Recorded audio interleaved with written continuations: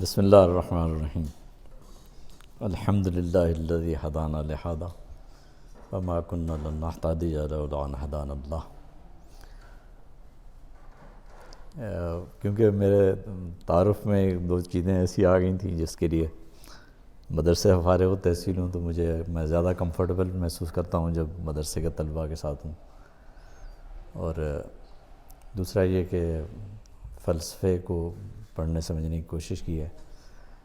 میں ڈاکٹر برہان احمد فاروقی صاحب کا شاگرد ہوں اور انہی کی خدمت میں رہ کر میں نے جدید فلسفہ پڑھا اور سمجھنے کی کوشش کی ہے۔ اقبال کے حوالے سے مجھے آپ سے یہ عرض کرنا ہے کہ ہم دو لفظ بولتے ہیں جنہیں بالعموم مترادف المعنی استعمال کرتے ہیں۔ ایک لفظ ہے تہذیب اور دوسرا ہے تمدن۔ تہذیب و تمدن ہم جب بھی بات کر رہے ہوتے ہیں ان دونوں میں ہم بہت کم فرق کرتے ہیں، حالانکہ یہ دونوں دو مختلف تصورات ہیں اور دو مختلف چیزیں ہیں، دو مختلف ویلیوز ہیں۔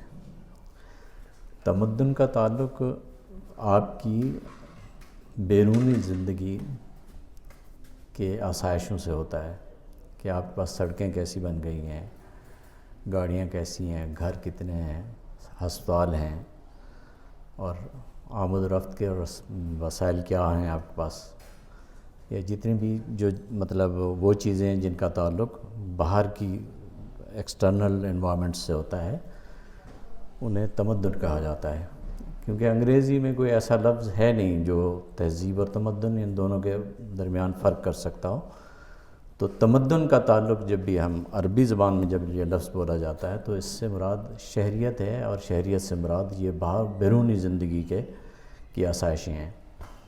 تہذیب کا تعلق انسان کے نفس سے ہے کہ آپ کا نفس، آپ کی تربیت، آپ کتنے تربیت یافتہ ہیں، آپ کے اندر فجور و تقویٰ کا امتیاز کس درجے کا ہے، اور اللہ تعالیٰ کی ذات کے ساتھ آپ کا تعلق کیسا ہے، انسانوں کے ساتھ اس تعلق میں آپ رب تعالیٰ کے حکم کو کس طرح سے دیکھتے ہیں، کیسے اون کرتے ہیں۔ تہذیب کا تعلق اس چیز سے ہوتا ہے۔ تو یہ دو مختلف باتیں ہیں۔ متمدن ہونا اور چیز ہوتا ہے اور مہذب ہونا اور شے ہے۔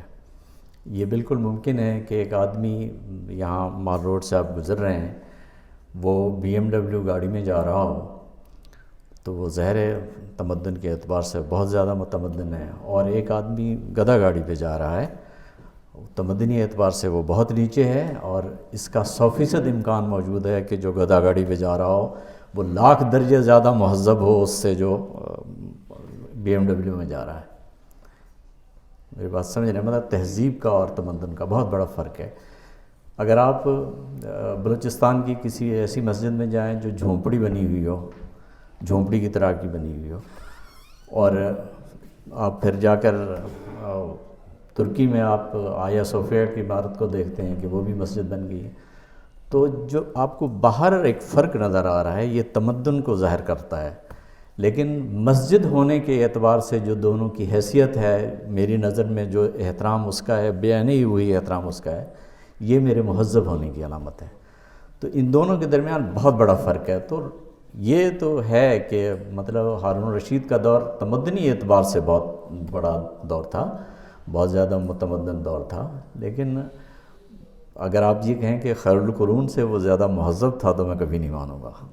ابوبکر و عمر رضی اللہ تعالیٰ عنہ سے یقیناً وہ کپڑے، لباس، وہ رہائش، وہ سہولتیں ان کی بہت اچھی تھیں، مغلیہ خاندان کی یا ان کی عباسیوں کی، امویوں کی، لیکن جہاں تک مہذب ہونے کا تعلق ہے تو ابوبکر عمر سے زیادہ مہذب یہ کبھی بھی نہیں ہو سکتے تھے رضی اللہ تعالیٰ عنہ۔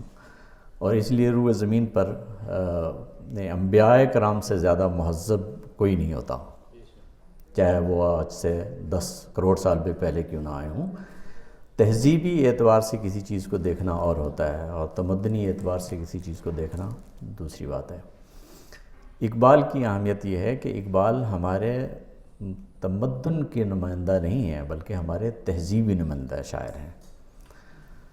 وہ ہمارے ہماری تہذیب کو ایڈریس کرتے ہیں، وہ ہمارے اس سیلف کو ایڈریس کرتے ہیں جو سیلف ہماری تہذیب کی نمائندگی کرتا ہے۔ مطلب اگر آپ اپنی پوری تاریخ میں دیکھیں، اپنی ادبیات کی تاریخ میں دیکھیں، تو اس لائن میں آپ کو رومی مطلب تہذیبی اعتبار سے بہت بڑا آدمی نظر آئے گا آپ کو۔ وہی آمد سوئے موسیٰ خدا، بندہ ہمارا چرا کر دی جدا، تو برائے وصل کر نام دی، نئے برائے فصل کر نام دی۔ اب یہ آپ غور کریں گے تو آپ کو بالکل واضح نظر آ جائے گا کہ مطلب تہذیب نے کس لیول پہ اس چرواہے کو پہنچایا ہوا تھا اور وہ کہاں کھڑا تھا۔ تو اس کے بعد سنائی، عطار، رومی، یہ ایک بڑی آپ کو ایک کہکشاں نظر آئے گی ہمارے ان شعراء کی جو ہمارے اسلامی تہذیبی شعور کو ایڈریس کرتے ہیں یا ہمارے اسلامی تہذیبی شعور کی نمائندگی کرتے ہیں۔ اقبال اسی کہکشاں کا ایک بہت تابندہ ستارہ ہے، اور وہ اس لیے بہت سارے مسائل، مطلب اگر آپ مجھ سے یہ پوچھیں کہ فلسفیانہ اعتبار سے، تو میں اقبال کے بہت سارے تصورات کو 100% رد کروں گا کہ میں کبھی بھی قبول نہیں کروں گا۔ لیکن اگر آپ مجھ سے اس کے بحیثیت شاعر کے اقبال کی اس مزاج کو دیکھیں، مطلب ایک عجیب انداز سے وہ اللہ تبارک و تعالیٰ اللہ کے حوالے سے بات کر رہا ہوتا ہے، یا مطلب ہمارے اگر تیری خاک میں ہے اگر شرر تو خیال فقر و غنا نہ کر کے جہاں میں نان شعیر پر ہے مدار قوت حیدری۔ اب یہ ایک کس، آپ غور فرمائیں یہ کس چیز کو نمائندگی کر رہا ہے یہ؟ مطلب اگر آپ اس تناظر میں دیکھتے ہیں کہ مطلب وہ ہے نان شعیر پر مدار قوت حیدری، نہ سلیقہ مجھ میں کلیم کا، نہ کرینہ تجھ میں خلیل کا، میں ہلاک جادو سامری تو قتیل شیوہ آزری۔ یہاں پر 100% اقبال یہ کہہ رہا ہے میں ہلاک جادو سامری، ایکسٹرنل انوائرمنٹ میں مجھے بھی برباد کیا ہوا اور تمہیں بھی برباد کیا ہوا ہے۔